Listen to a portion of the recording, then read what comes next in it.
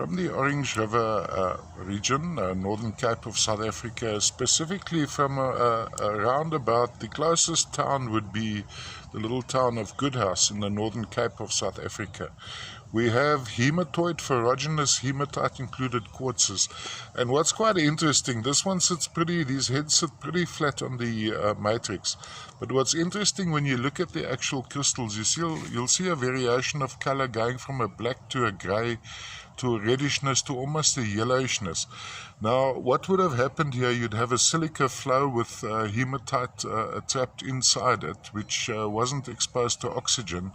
There you'd have the little, most likely the specularite hematite trapped inside the crystals.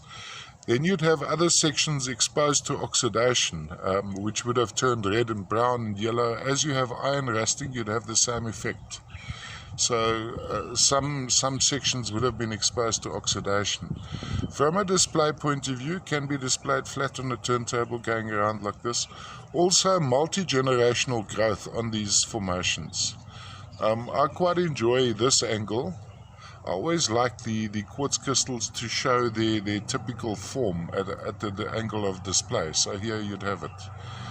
A little bit of phantoming there as well. The orange to black seems to be inside the crystal. Just lighten up this side a little bit. It is of course a lot brighter. Very, very difficult to photograph these. It's almost as if they appear synthetic, but they're the real thing, all the way from the Northern Cape in South Africa, Orange River quartz.